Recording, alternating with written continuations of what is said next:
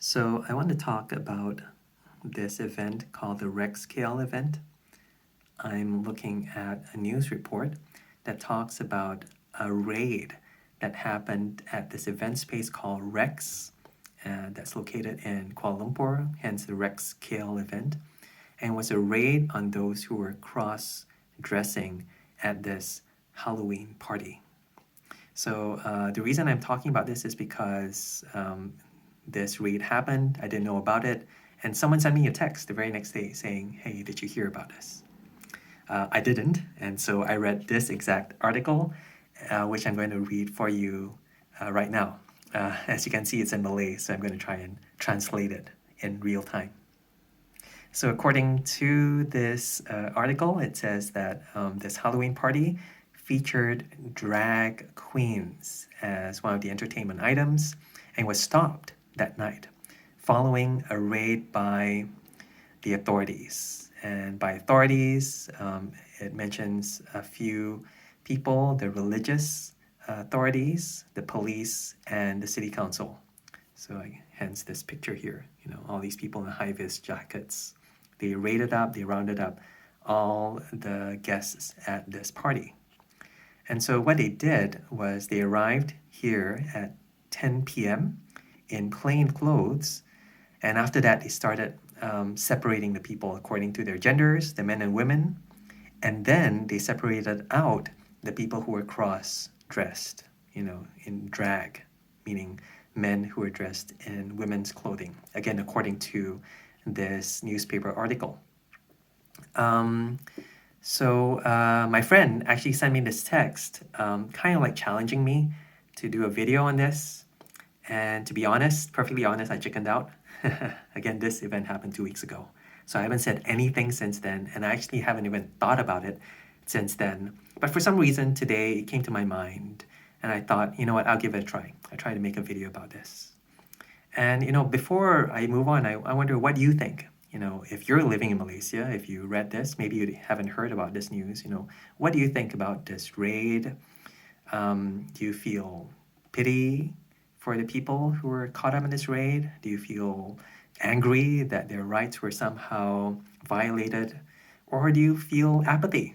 What does this have to do with me? I think I was more towards the latter. I was wondering, oh wow, this is not exactly the kind of thing I cover in the Daily Bible Reading Show. But I thought again, you know what, this actually did happen, and that did affect real people. And the person sent me this link precisely because they wanted me to give a kind of reaction to this. And so, you know what, I think at the very least, it's just worth myself kind of like working through my own thoughts and responses to this. So what do I think? What do I think? Well, first of all, I'm trying to analyze why is it that I didn't even know that this was happening. And if I'm honest, it's because I think that the people in this photo don't exactly represent the demographic of the people in my church. I tend to think, these are people who will never come to my church, who I will never usually like hang out with. And so, why do you care? Why do I care that something bad has happened to them?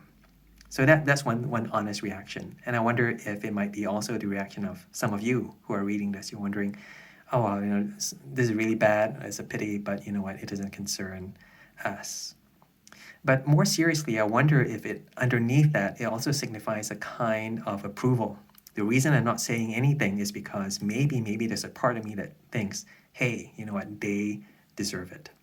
And again, it's just worth mentioning that the police who were involved, the religious authorities, and the city council, they were able to do this is because in Asia, I think I'm right in saying this, it is against the law.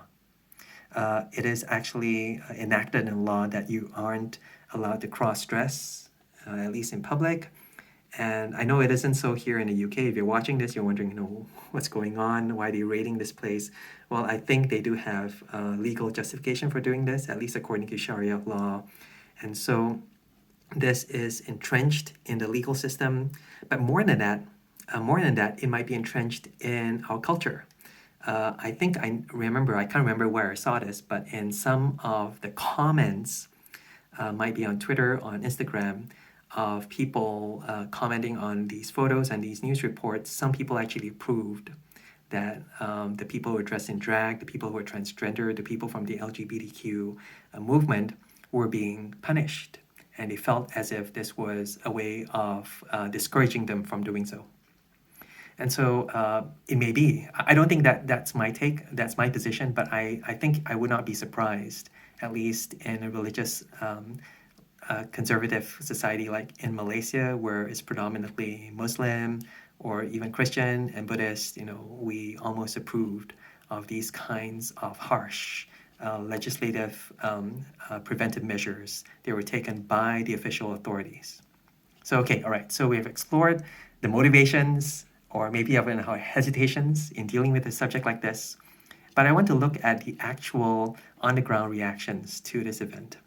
And so I just kind of like went to Twitter and I put in the keyword RexKL, and I got quite a few reactions, mainly from the people on the ground. So there are people who are actually there, who are tweeting, taking pictures and videos of the raid. And I can imagine if you were there and you were being treated this way, I think you would feel angry, emotional, you feel it's something very, very unfair. And so I think that's one of the reasons why I want to look at this closely, because, imagine if you were at this event and this happened for whatever reason, whether justified or not. I think you would feel as if, your rights were being violated, you're being mistreated by people in power and authority. And you would hope that someone would come as a friend and take your side on things. And I think what's conspicuous as well in the reactions, which are angry and emotional, is that actually there isn't very many reactions in support of the people who are there. So I noticed there was one here. It says, this person is very disappointed. Oh, she almost swears that none of the candidates for election are speaking out against this event. And it may be because they're standing for election, that they aren't willing to risk their platform and lose the vote if they were to speak out. So it may be that they feel abandoned by the very representatives that they have in government. So they feel alone.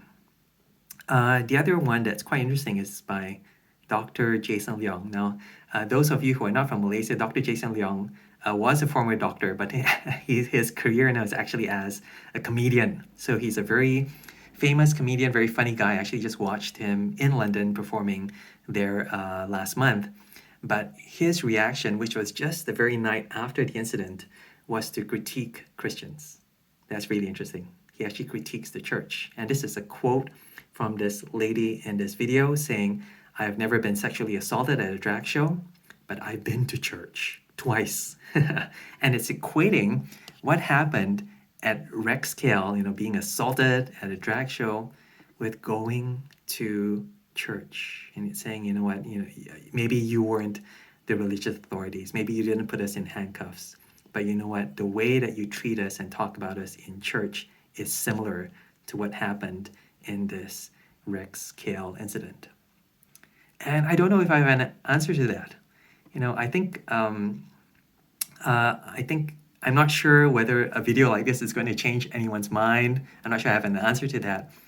But all I'm saying is actually our silence, even to these kinds of reaction, says something. It's kind of like voting. If you don't vote, your non-vote, your silence to the voting says something as well. And so I think our silence to news like this says something about our position as Christians, that maybe we are afraid or we don't have an actual answer to this, or maybe you are not very empathetic towards situations like this, or we don't want to stir the hornet's nest, we don't want to get in trouble. But either way, it does say something. And I don't know what else to say except that this video is my trying to say, I'm trying to say something. I'm trying to say that I've noticed that these things are happening. I am thinking it through. I don't have an answer, but I do empathize. I do think that maybe there is something I could say. I could do more than just a video, but I am working on it. What about you? What about you? What do you think about this situation? Do you think it is justified? It is unfair? do you think, especially as Christians, if you're watching this as a believer or even someone that I know, if you have a better answer than I do? Well, for me, I just want to say that I'm trying to learn about the situation. I'm trying to build a response that is helpful and biblical, but also loving and gracious for myself. And in doing so, maybe help others to do the same as well.